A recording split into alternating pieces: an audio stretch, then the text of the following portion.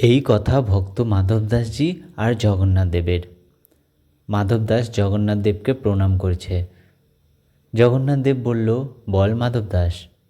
মাধবদাস বলল, কিছু না, আজ্ঞা নিতে আসলাম। আমি বৃন্দাবন যাচ্ছি, 6 মাস পরে আসব। জগন্নাথ দেব বলল, একাই কেন যাচ্ছিস? আমাকেও সঙ্গে নিয়ে চল। মাধবদাস বলল, পূজারি পাণ্ডা সবাই আমাকে ধরে মারবে। তোমাকে সঙ্গে নিয়ে গেলে জগন্নাথ পুরীতে লক্ষ লক্ষ বৈষ্ণব ভক্ত আসে তোমাকে দর্শন করতে, আর আমি তোমাকে বৃন্দাবনে নিয়ে যাব, সবার দর্শন ভঙ্গ হয়ে যাবে। আর তোমার এত খিদে পায়, রাস্তায় এতবার তোমাকে ভোগ দেবার সামর্থ্য আমার তো নেই। আমি তো 3-4 দিন না খেয়েই থাকতে পারি। তাছাড়া বৃন্দাবন অনেক দূর, পৌঁছতেই প্রায় 1.5 মাস লেগে যাবে। তোমাকে কোথায় কোথায় নিয়ে ঘুরবো আমি, তুমি এখানেই পুরীতে থাকো। যখনই মাধবদাস মন্দির থেকে বেরিয়ে এসে একবার পেছন ফিরে দেখে, শ্রী জগন্নাথ দেবের চোখ থেকে অশ্রু ঝরছে। আর জগন্নাথ দেব ব্যাকুল হয়ে বলছে, মাধব, তোকে ছাড়া আমি কিভাবে থাকব? 6 মাস জগন্নাথপুরীতে কিভাবে বাস করব? একেই বলে ভক্তির শ্রেষ্ঠতা। আমরা তো ভগবানের অধীনেই থাকি, কিন্তু ভগবানও আমাদের অধীন হয়ে যায়, থাকতেই পারে না ভক্ত ছাড়া। মাধবদাস যখন পথ চলতে লাগলো, মাধবদাসের খুব খিদে পেতে শুরু হলো। আর এতটাই খিদে পাচ্ছিল যে মাধবদাস বলতেই লাগলো, আমি তো 3-4 দিন না খেয়ে থাকতে পারি, কিন্তু আজকে এত খিদে পাচ্ছে কেন?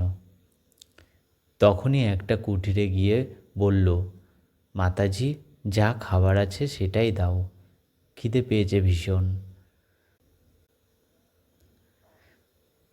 মাতাজি খাবার ভর্তি থালা দিল, আর মাধবদাস খেতে লাগলো। মাতাজি বলল, মাধবদাসজি, আপনি বড়ই নির্দয়, একাই খাচ্ছেন, পাশে যে একটা সুন্দর মিষ্টি বাচ্চা বসে আছে, ওকে কেন খাওয়াচ্ছেন না? মাধবদাস থেমে গিয়ে পাশে দেখল কেউ নেই। বলল, মাতাজি, আপনি কার কথা বলছেন? আমি তো একাই এসেছি, কেউ তো নেই আমার সঙ্গে। মাতাজি বলল, দেখতে পাচ্ছ না, সুন্দর একটি বাচ্চা, অপূর্ব, তার চোখ মুখ মিষ্টি হাসি।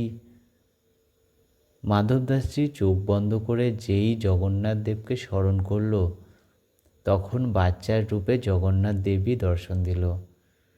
মাধবদাস তখন ভাবল, এই জন্যই তার এত খিদে পাচ্ছে।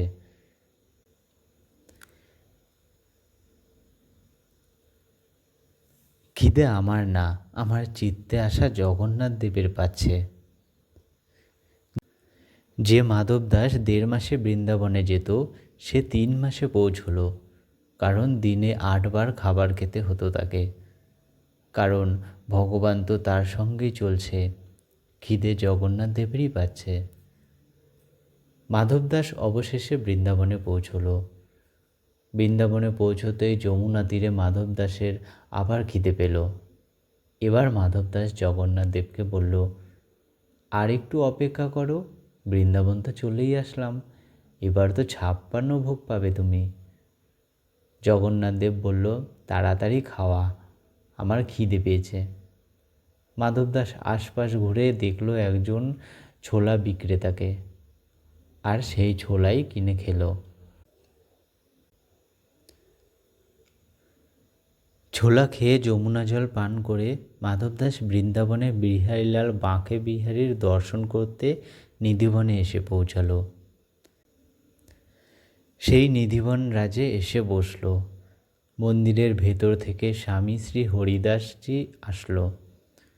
সব দর্শনার্থী বসে আছে। স্বামী শ্রী হরিদাসজি বলল, সব দর্শনার্থীর মধ্যে মাধবদাসকে? মাধবদাস পেছনে বসে বলল, আমি। হরিদাসজি বলল, এদিকে আসো। মাধবদাসজি এসে বলল, আপনি আমার নাম জানলেন কি করে, আর আমায় ডাকলেন কেন? শ্রী হরিদাসজি বলল, বিহারীলালকে 56 ভোগ দিলাম, ভগবান গ্রহণ না করে বসেই আছে। বলছে আমার খিদেই পায়নি। মাধবদাস শুকনো ছোলা খাইয়েছে, তাই খিদেই নেই। এটাই হলো ভক্তির শ্রেষ্ঠতা। ভক্তির স্থিতি এখানেই পৌঁছলো যে ভগবান আমাদের প্রিয় না, আমরা ভগবানের প্রিয়।